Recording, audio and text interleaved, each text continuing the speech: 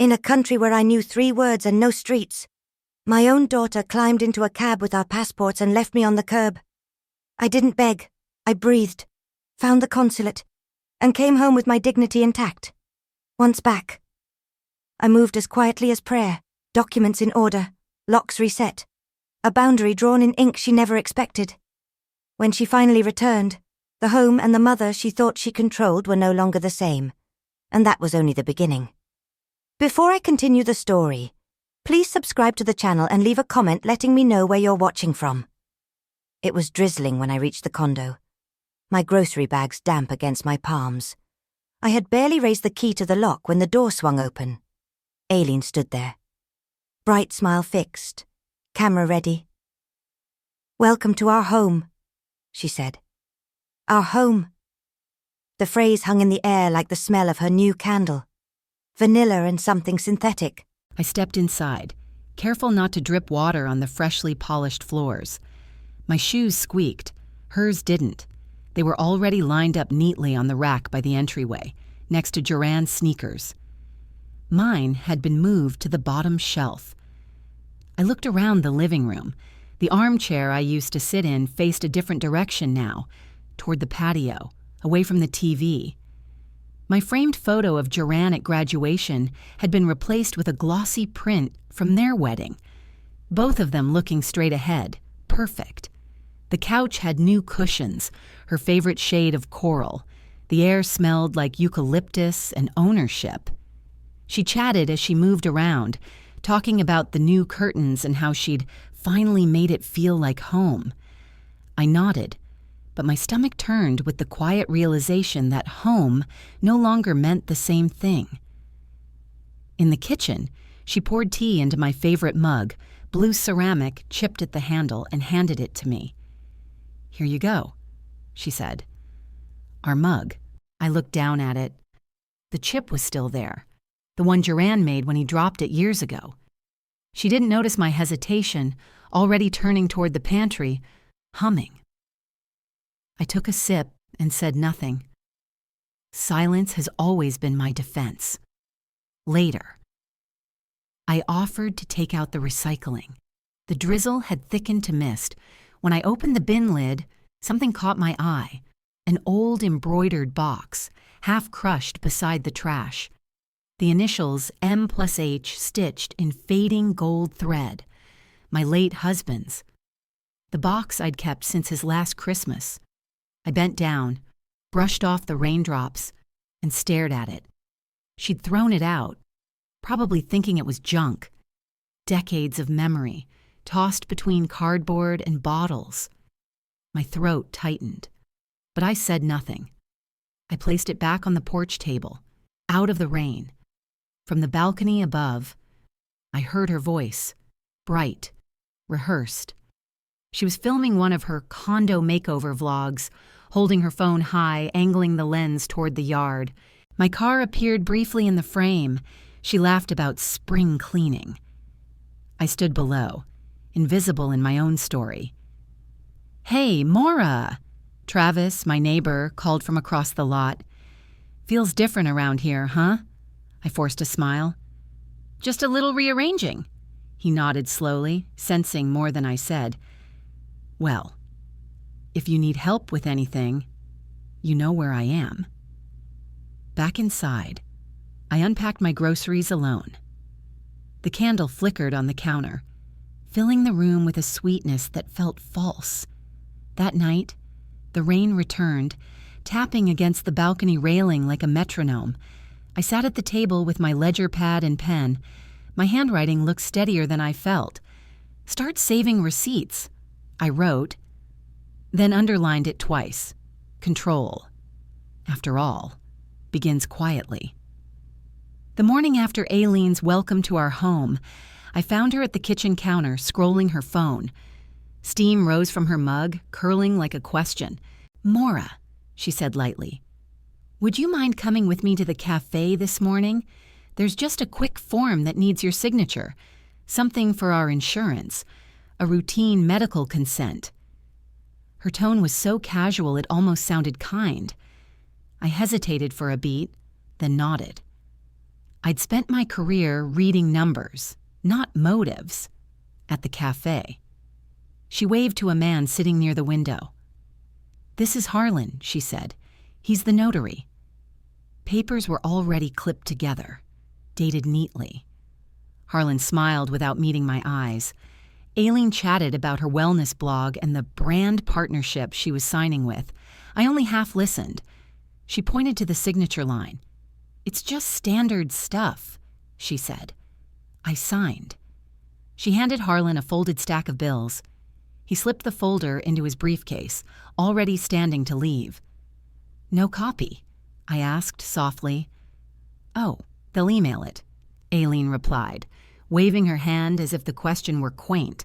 Outside, drizzle streaked the windshield as I drove home. Aileen sat beside me, texting fast. The screen reflected briefly in the glass. My own name appeared above a half sentence before she turned the phone away. When we reached the condo, she thanked me sweetly and went inside without looking back. By Friday evening, the HOA potluck filled the community room with the smell of casseroles and chatter. I brought my usual potato salad. Aileen, in a silk blouse, took charge of the introductions. "We're so happy to be part of the community," she said brightly. "I'm Aileen, and this is my husband. Joran, we're the homeowners." The room stilled just enough for me to hear the soft clink of my serving spoon. Shannon, the HOA president, glanced toward me, then looked away. I smiled, poured more iced tea, and asked someone if they needed salt. Across the table, Travis met my eyes. He didn't speak, but the look said it all. He saw it, too.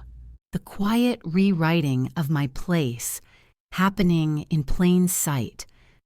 Back home that night, I sat at my desk. My groceries were still in their bags. I opened the old folder from my briefcase, the one where I'd tucked a quick photo of that form before signing. The print was faint but legible. Authorization of representation in medical and financial matters. Not insurance, not consent. Representation. The rain outside grew heavier, smudging the reflection of the streetlight on the window.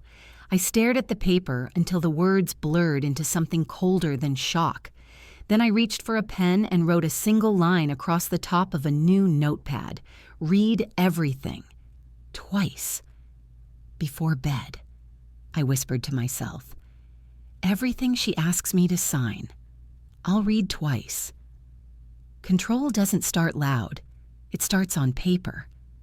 They said I needed fresh air. Joran smiled the way sons do when they're trying to sound patient. "Mom, we'll drive you to the store, grab what you need, and pick you up in 10 minutes. He promised. Aileen was already in the car, scrolling her phone, voice light. "Get some of those herbal teas we both like," she said. "We're low." I nodded, clutching my list, letting myself believe in the normal rhythm of errands. The drizzle made everything look softer than it was. Inside the store, I moved slowly, touching apples, comparing prices I already knew by heart. 10 minutes felt generous for a grocery run that small. I paid, double-bagged, and stood beneath the awning, watching cars pull in and out. 10 minutes passed, then 20. I texted, "All done." The message stayed gray. I called, straight to voicemail. After an hour, the rain turned heavier, the bags damp at the bottom. People came and went, no familiar car, no familiar faces. A strange quiet grew behind my ribs, a realization forming without words. This wasn't a mistake. When Travis's truck rolled by, window cracked. His voice cut through the sound of rain. "Maura, you stranded?" I swallowed the answer that wanted to escape and said, "Seems that way." He parked, hopped out, opened the passenger door. "Come on, before you catch cold." The truck smelled faintly of coffee and motor oil. He didn't ask questions. We drove in silence, wipers ticking slow. Sometimes kindness doesn't need a sentence. As we turned onto my street, I felt something loosen, a thread of relief maybe. until the moment we pulled into the driveway. Lights glowed inside the condo. Aileen's sandals were by the door, her favorite candle flickering. I stepped out, thanked Travis, and hurried up the walk. The key slid halfway, then stopped. I tried again. The smart lock blinked red. Behind the frosted glass panel, I saw movement. Aileen crossing the hallway. Phone in hand, she looked right at me before turning away. The rain was colder now. I pressed the doorbell. Nothing. I dialed Joran. After the third ring, he answered, voice steady, almost bored. "Mom, don't worry, we changed the locks for security reasons." "For security?" My voice cracked, low but sharp. "Yeah," he said. "It's just temporary. We'll talk tomorrow, okay?" The call ended before I could respond. Security. The word echoed like a punchline to a cruel joke. I walked back to the truck, groceries still in hand. Travis didn't ask, he just turned on the heater. The rain drummed the roof, steady and private. I stared at the plastic bags, milk, bread, tea, small evidence of a life I was apparently no longer part of. My fingers trembled, not from cold but clarity. When he dropped me off near his porch light, I thanked him quietly and sat in his truck a moment longer. My reflection in the window looked older, but sharper too. Back home, or what used to be home, I wrote in my planner under Monday's date, title search. Monday, if they were building walls with locks, I would answer with paper. The morning air in downtown Tacoma carried a chill that smelled faintly of salt and paper. I hadn't been inside the bank in nearly 10 years. The marble floor shone as if time itself hadn't moved here. I handed my ID to the teller, my voice calm but distant. "I'd like access to my safe deposit box." The woman behind the counter smiled politely, clicked a few keys, and led me toward the vault room. The heavy door opened with a hiss, the way I remembered it from the years when my husband was still alive. My pulse slowed. After days of humiliation and uncertainty, I was finally walking into a space that was mine. Quiet, neutral, factual. Inside the vault, the air was dry and cold. A banker in a navy blazer carried the long steel box and set it on the small table. He left me alone. When I lifted the lid, the faint smell of dust and cedar met me. On top lay a thick blue binder labeled in my husband's handwriting, the Perry Family Trust. My fingers traced the letters. Each tab and sticky note was placed with the same care he once gave to the shelves in his workshop. Behind every divider was the language of his mind, dates, signatures, instructions, things built to last longer than emotion. For the first time in days, my breath came evenly. I flipped open the binder. The sections were marked in green and yellow tabs: successor trustee, occupancy rights, transfer restrictions, beneficiary schedule. The words had no warmth, yet they carried his presence more faithfully than any photograph. There it was, my name, typed in crisp black ink, Maura Perry, current trustee and sole occupant. Beneath that, a clause that stopped my shaking hands. No transfer or encumbrance shall be executed without written consent from the acting trustee. It was like reading a map out of a storm. Every page I turned replaced fear with formality, erasure with evidence. The ink was my shield now. Tucked inside the back sleeve was an envelope, yellowed slightly with age. My husband's handwriting curved across it. "If anyone ever makes you doubt this is your home, read this." My throat tightened. I opened it carefully, afraid the paper might crumble.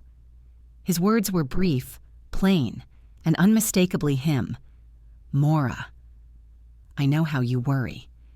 Everything we built belongs to you until you say otherwise.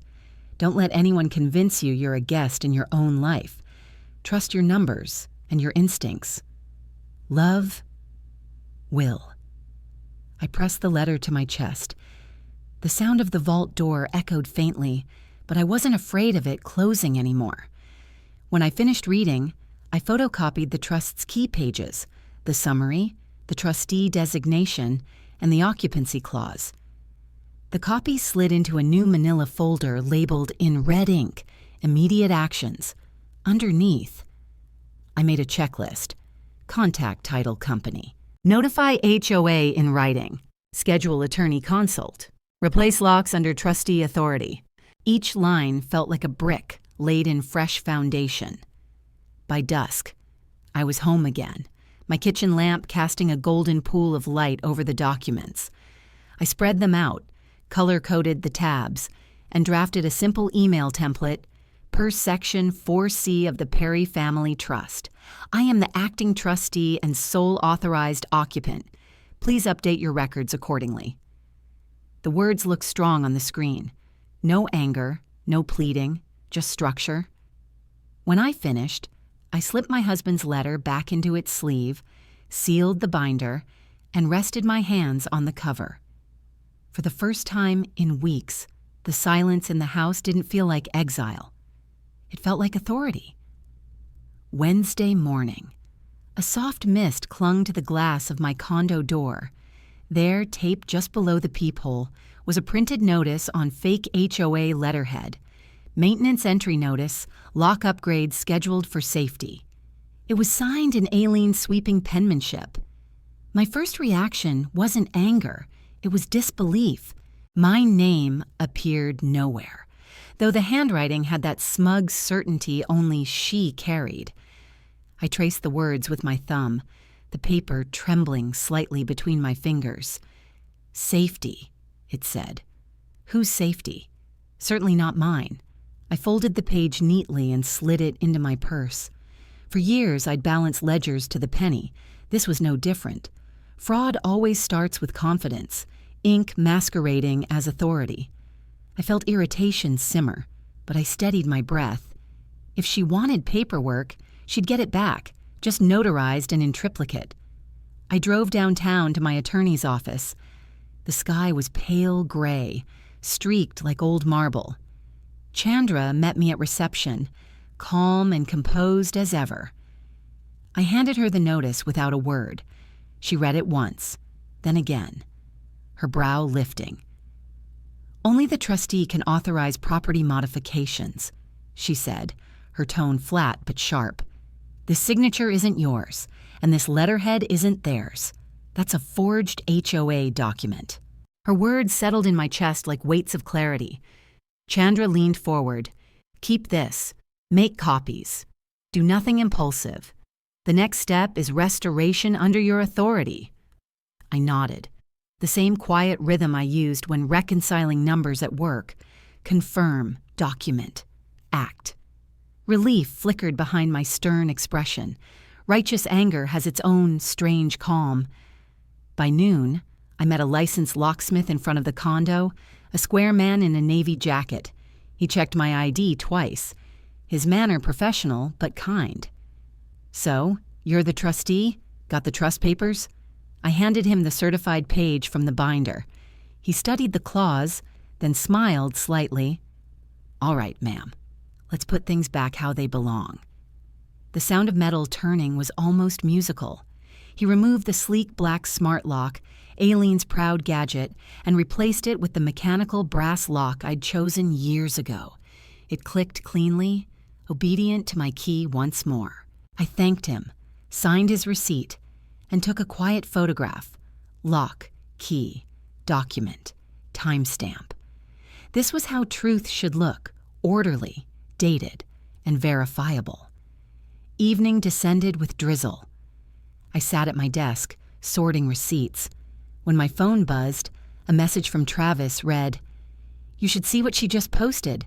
I hesitated, then opened the screenshot. Aileen's smiling face, captioned, "Caring for aging family isn't easy, especially when they refuse help. Pray for us." The comments poured sympathy her way. Words like burden and decline burned into my eyes. For a moment, I couldn't move. Fury rose, sharp and clean, then slowly cooled.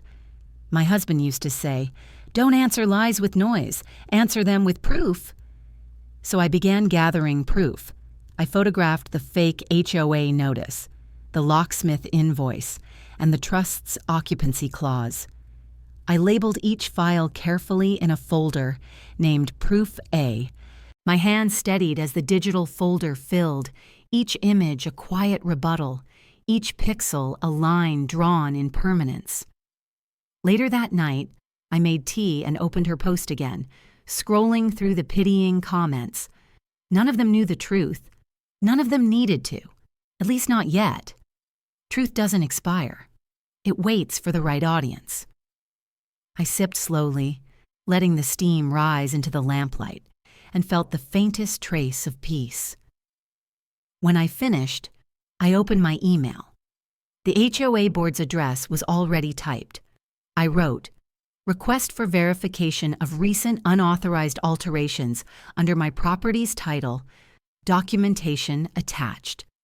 My finger hovered briefly, then pressed send. Outside, rain streaked down the balcony glass like handwriting too urgent to read. I turned the key once more before going to bed, listening to the lock's solid, satisfying click. They thought silence meant surrender. They were wrong. Friday morning began with the kind of quiet that felt earned. The sun was pale, resting behind a thin layer of fog over Commencement Bay. I brewed my coffee and checked my inbox, routine, mechanical, until one subject line froze me mid-sip. Title confirmation, Perry Family Trust. The email was from Leanna, my title company contact. Her words were crisp, deliberate. "This confirms the current title holder is the Perry Family Trust. Trustee, Maura Perry." My name, in writing, black and white. It wasn't just validation, it was oxygen. After days of being erased, this was proof carved in digital stone. I printed the email twice, one for my binder, one for the attorney's file. I didn't call anyone. I simply opened a new message, attached the PDF, and forwarded it to Chandra, my lawyer, with a short note. "As discussed, confirmation received. Attached for your records." Then another email to the HOA board with a concise summary. "Dear board members, please see the attached title, confirmation, and trust pages. I am trustee and current occupant. Unauthorized changes were made without consent. No pleading, no emotion, just documentation doing its quiet work. There's a satisfaction only accountants understand. When every column finally balances, every number locks into place. That's what this felt like. Calm, precise power." By early afternoon, my phone rang. It was Shannon, the HOA president, her tone a mix of concern and professional distance. "Maura, I've reviewed the materials. Everything checks out. The letter Aileen used isn't from us. We'll schedule an inspection tomorrow morning." She hesitated, then added, "You might want to call local police for a civil standby, just in case they show up again." Her suggestion wasn't fear, it was structure. I thanked her and hung up. My authority was no longer emotional, it was institutional. That mattered more than any apology could. By evening, as light drained from the sky, I heard the sound I'd been expecting, Joranne's voice, muffled through the door. "Mom, what did you do?" Then Aileen's sharper tone cut through him. "You had no right to change that lock." I stood by the door, one hand resting against the wood, the other holding the trust binder. "Actually," I said, voice steady, "I had every right. I'm the trustee. You are not authorized to alter this property. If you'd like confirmation, I'll forward the document again." Their silence on the other side was almost as satisfying as the officer's knock that followed 10 minutes later.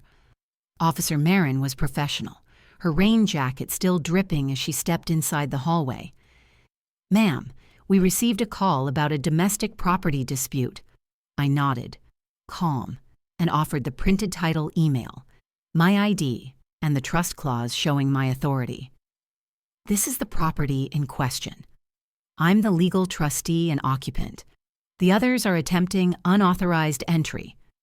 She read quietly, her expression softening into neutrality. All right, she said finally, stepping outside to speak to Joran and Aileen. Through the narrow gap of the door, I saw her gesture toward my documents, then to their car. Her voice carried clearly. This isn't your residence. You'll need to resolve this legally. Joran's shoulders sagged. Aileen's jaw tightened. They left without another word. The red taillights disappeared down the street, swallowed by drizzle. When the officer returned, she handed me a card. If they try again, call this number directly. Keep everything you just showed me. It's solid. After she left, I sat on the bottom stair and exhaled for what felt like the first real breath in weeks. The porch light above me flickered, then steadied, casting a calm glow on the front walk. The air smelled like rain and renewal. I didn't cry. I didn't gloat.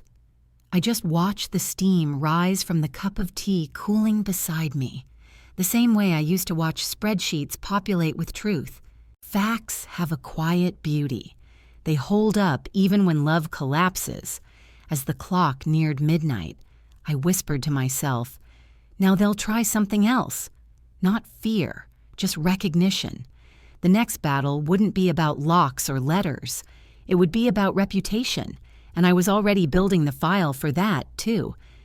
The HOA email arrived just after sunrise, its tone clinical. Special hearing scheduled for Saturday. Attendance required. I printed it, ran my fingers along the edge of the page, and felt the familiar weight of paperwork turn into armor. At the mirror, I tied my hair back tightly, not for vanity, but for precision. The binder from the trust lay open beside my cup of coffee. Tabs perfectly aligned, every copy marked and time-stamped. This wasn't a family squabble anymore. This was procedure. By the time I pulled into the HOA parking lot, the morning light had sharpened. Aileen and Joran were already there, smiling broadly as if attending a picnic. They stood near Shannon, the board president, their postures synchronized, his hand at her back, her laugh ringing too brightly. They wore matching navy jackets.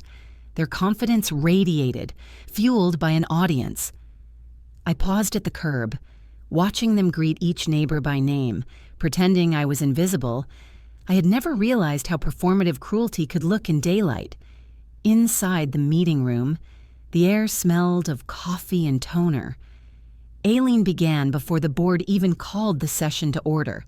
She spoke with rehearsed sympathy, saying I had become confused about ownership, that my late husband's estate had been informally transitioned to the younger generation. Joran nodded along, sliding across printed screenshots of me at my door, claiming I'd tampered with the locks. The pictures had no sound, no context, just frozen frames of a woman holding her own keys. I listened, still as glass. The word unstable appeared 3 times in her statement. Each one landed like a stone against the ribs. I didn't interrupt. When they were done, Shannon cleared her throat and looked at me over the rim of her reading glasses.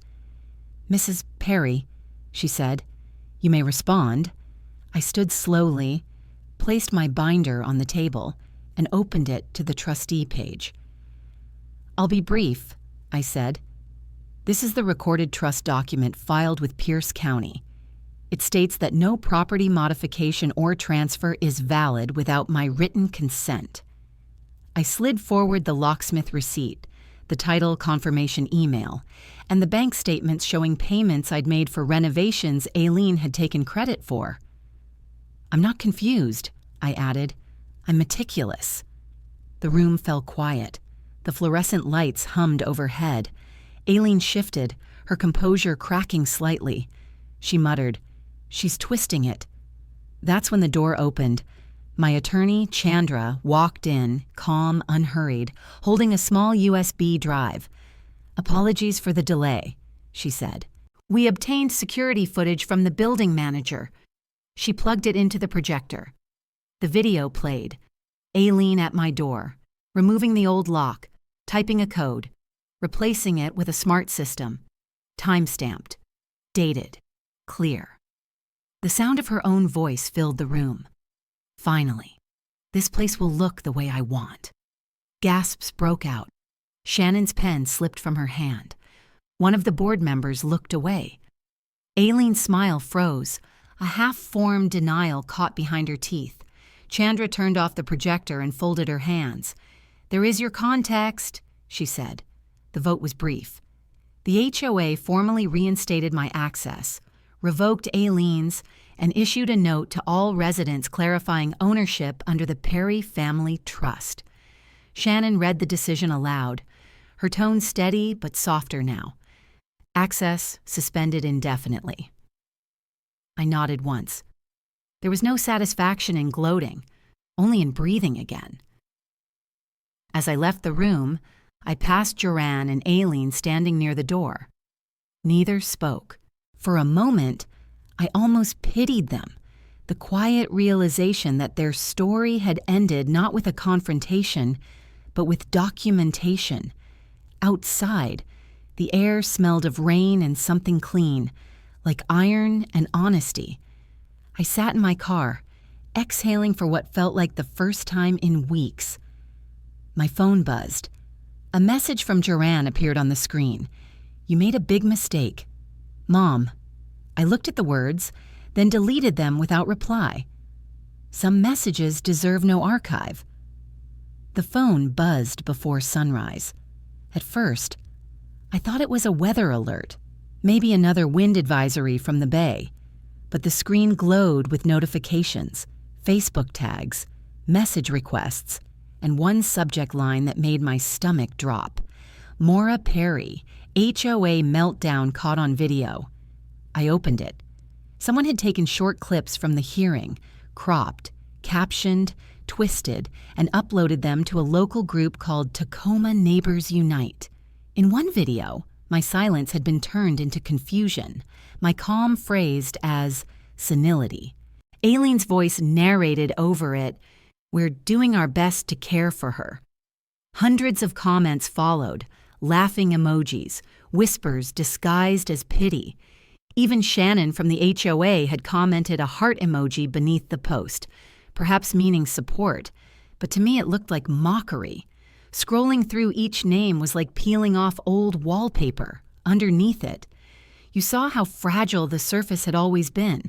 Neighbors I'd shared cookies with wrote things like, "Poor woman. Shouldn't live alone." My throat burned, but I didn't comment, didn't reply. That's what they wanted, a reaction to feed their show. Instead, I made coffee and turned the sound off. Silence was my protest. For now. By noon, Aileen's next move arrived. An email popped up with the subject line, "Your neuropsych evaluation, confirm your appointment." It was addressed to me, but clearly written by her. The hospital listed was one I hadn't visited since my husband's final checkup. "It's just a precaution. Mom," her message read, "for everyone's peace of mind." My peace wasn't what she wanted. It was control dressed as concern. They wanted a paper declaring me unfit. The anger was quiet but deep, like a current beneath calm water. I forwarded the email to my lawyer, Keats, and within an hour I was driving downtown. Rain tapped lightly against the windshield, the same rhythm that used to soothe me.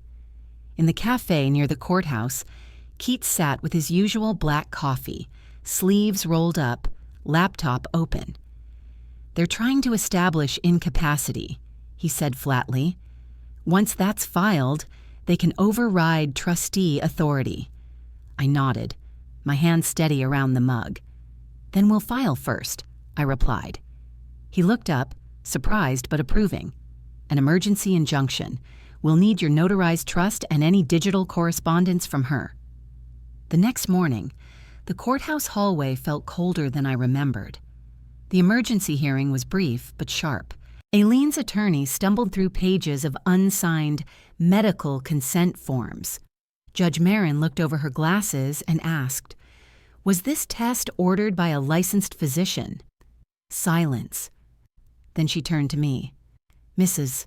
Perry, your documentation appears in order. This request is premature and coercive." The gavel struck once. The echo was clean. That night, I came home to find an envelope on the doormat. Inside, a check from the property insurer. Payout for recent roof repairs, made payable solely to the Perry Family Trust. Trustee, Maura Perry. I laughed once, quietly. After all their attempts to erase me, the money itself had found its rightful name. I placed the check beside the injunction order, the proof of who I was, who I still am. Paper doesn't lie when it's signed correctly. Later, I cleared my desk. Each document went into a labeled folder. HOA, bank, court. I wiped the surface clean, the slow rhythm of motion steadying my breath. The hum of the refrigerator filled the kitchen like a metronome of order. I poured tea, sat down, and whispered to myself, "I don't fight loud. I fight clean." Outside, headlights swept across my window. A car slowed, then moved on. Probably hers. The world had turned small and sharp, but I was ready. Let them talk, post, and twist. The truth was laminated now, filed, time-stamped, and sealed in law. The more I stayed silent, the louder their desperation became. Monday morning came gray and damp, the kind of Pacific drizzle that never quite stops. I pulled into the university hospital parking lot with the injunction folded neatly in my purse. Inside the neuropsych lab, the receptionist looked up as I handed over my ID. "Here for a capacity evaluation," I said. My voice didn't shake. When she stamped the form and led me to a quiet waiting room, I realized how simple power could feel when you use it instead of fear it. The clinician, Dr. Nguyen, smiled kindly. "Take your time, Mrs. Perry. We're here to see how you think, not how fast." The tests began. Patterns, words, numbers, puzzles. My mind warmed up like a muscle I hadn't flexed in months. Each page was a small rebellion against the story they'd written about me. By the third hour, fatigue crept in, but focus replaced anxiety. I traced shapes, solved equations, recalled lists. "You have a strong sense of order," Dr. Nguyen said, jotting a note. I almost laughed. Order had kept me alive. During lunch, I checked my phone. A text from my attorney. "Aileen tried to check you in at a private clinic using a pre-filled consent form. Clinic flagged it as invalid." My thumb hovered over the reply button, then stopped. No need for words. Their schemes were eating themselves. Tuesday came with cold light through the blinds. Dr. Nguyen invited me into her office. The report lay open on her desk, neat rows of data. "Mrs. Perry," she said, "your performance shows intact reasoning, memory, and judgment. You demonstrate full capacity to manage your affairs." The words didn't make me smile. They anchored me. I signed acknowledgement forms, thanked her, and left the building. Outside, traffic hissed along wet pavement. For the first time in months, I didn't feel hunted by rumor. At home, I scanned the report, attached it to an email titled Capacity Determination, Final, and sent it to the HOA, my lawyer, and the title officer. No caption, no argument, just the document. Proof doesn't shout. That evening, another message from my lawyer arrived. Private clinic canceled Aileen's appointment. No patient consent. Possible exploitation under review. I leaned back in my chair, the quiet in the room expanding like a held breath. One by one, the false fronts were falling. Joranne's voicemail came next. "Can we just talk?" The tone was rehearsed, halfway between guilt and manipulation. I deleted it before the second sentence. Conversation was a privilege he'd forfeited. Night settled over Tacoma, the city humming low outside my window. I punched 3 holes in the evaluation report, slid it behind the trust tab in my binder, and wrote on a yellow sticky note, "Capacity, Johnson non-negotiable." I closed the binder with both hands, feeling its weight steady me. The call came just after sunrise on Thursday.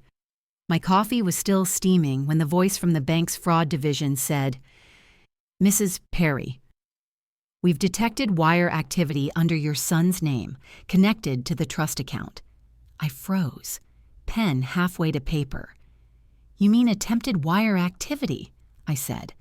The woman hesitated, then confirmed, "Yes, we've stopped it pending verification." By the time I reached the bank, the drizzle had turned to a cold mist. Inside, I carried my binder like a shield. The teller glanced nervously at the notice on her screen before whispering for a manager. A man in a navy suit appeared. His smile measured. "Mrs. Perry, may I see your identification and the trust papers?" I slid them forward.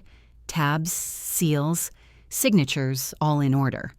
His eyes scanned each line before his tone shifted from bureaucratic to respectful. "Of course. You're the trustee. Let's make sure this doesn't happen again." The difference in his voice was subtle, but satisfying. Control, once stolen, was now documented. He printed a sheet, slid it across the counter. "Accounts under review. Trustee only." My name was bold at the top. The others grayed out. I ran my thumb along the embossed header, the paper warm from the printer. After months of being erased, I now had proof that erasure required permission, and I wasn't giving any. Later that afternoon, I sat across from Mr. Rao Keats at his office, sunlight glinting off the framed certificates behind him. A mobile notary joined us, her expression uneasy. "Mrs. Perry," she began softly, "I should tell you, I was approached last month by your daughter-in-law.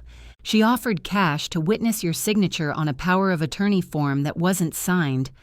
For a moment, the room went utterly silent except for the hum of the air vent. "You refused?" I asked. She nodded quickly. "Yes, it didn't feel right. I reported it." The truth landed without drama, just a clean cut through weeks of deceit. Keats leaned forward. "We'll attach her statement to the preservation packet." That night, my living room became a command center. The printer hummed steadily, spitting out pages of formal language and sharp edges. Preservation letter, demand to secure all digital, banking, and legal records under the Perry Family Trust. Each signature I penned felt deliberate, reclaiming a boundary they thought I'd forgotten how to draw. Keats emailed the finalized letter before midnight. "They'll know by morning," he said. When the house grew quiet again, I stood by the kitchen counter where my folder lay, trust, secured, outside. Rain streaked the glass in steady lines. A soft jazz station played on low volume, the same one my husband used to hum along to when balancing checkbooks. I turned off the lights one by one, the rooms glowing briefly before dimming. No anger, no fear, only discipline.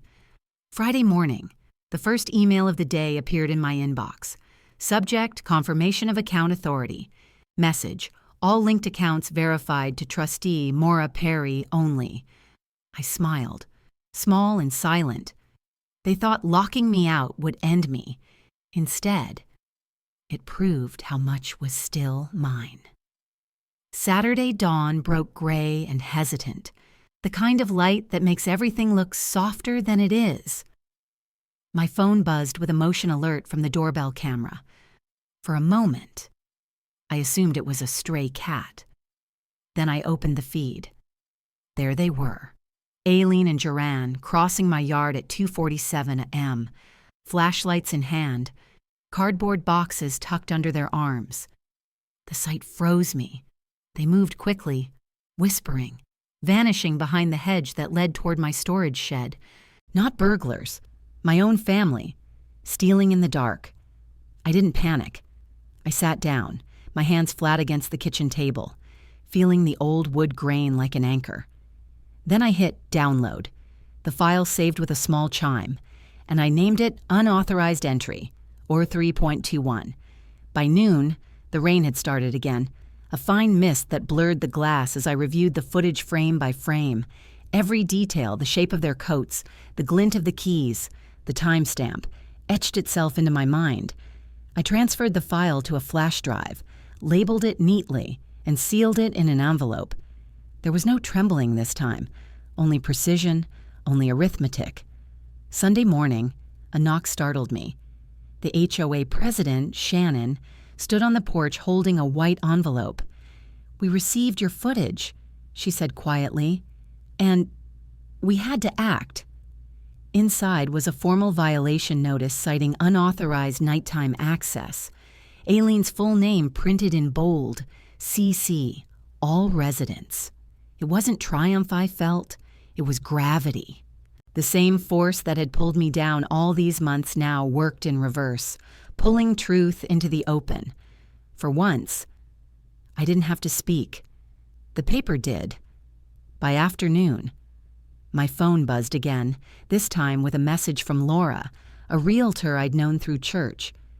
"Maura," she wrote, "someone requested a comparative market analysis for your address last week. The contact email was Aileen's. Attached was the report, Perry Condo, pre-listing estimate." My breath came slow. They hadn't just wanted my home, they'd already planned its sale. The world tilted for a heartbeat, then steadied. I printed the report, highlighted the date, and slipped it into the binder under a new tab. Deception. Verified. Messages began pouring in that evening. "Maura, I'm so sorry. I didn't know." "You didn't deserve that." Even Travis from next door dropped by with a shy knock. "We all saw the HOA post," he said. "I hope you're okay." "I'm fine," I told him, meaning it for the first time. The facts spoke. I didn't need to. When the house quieted, I made tea and sat at my kitchen table. Laptop open to the doorbell footage one last time. The glow of the screen lit my hands as I hovered over delete. I watched them walk across the frame again. Two people I once trusted with my keys, my table, my name. Then I pressed the button. "I don't need to keep the wound open," I whispered, to prove it was real.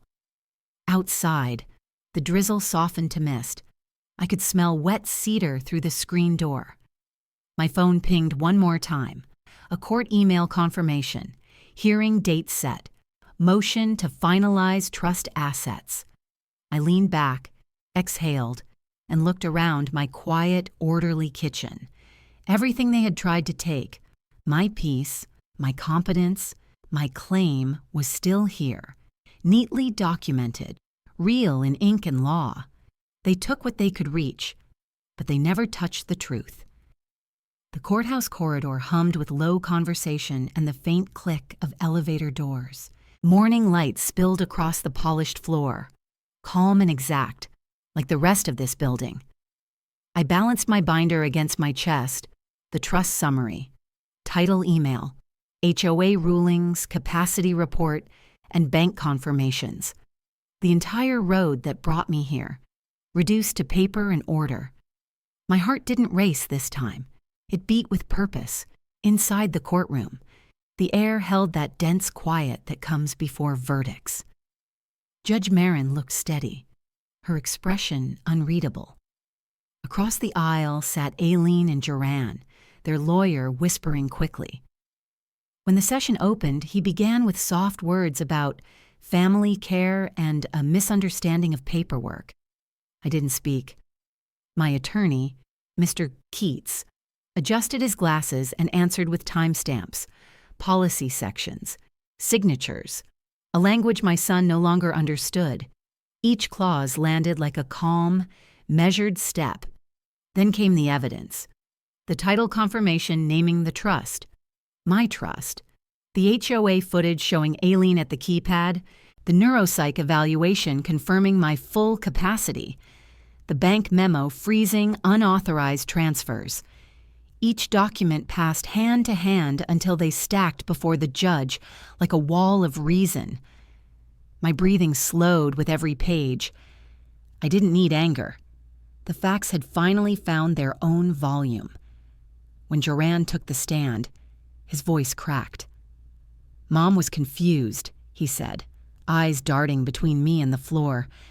We were only trying to keep her safe. Do you have signed consent for any of your actions? The judge asked. He hesitated. No, but no further explanation required, she said. Tone even as marble. The silence afterward carried more weight than any argument. It was the sound of something breaking without noise. Illusion, entitlement, control. Judge Marin leaned forward, hands folded. Based on the evidence, she began, this court finds that all transfer attempts and power of attorney filings are void.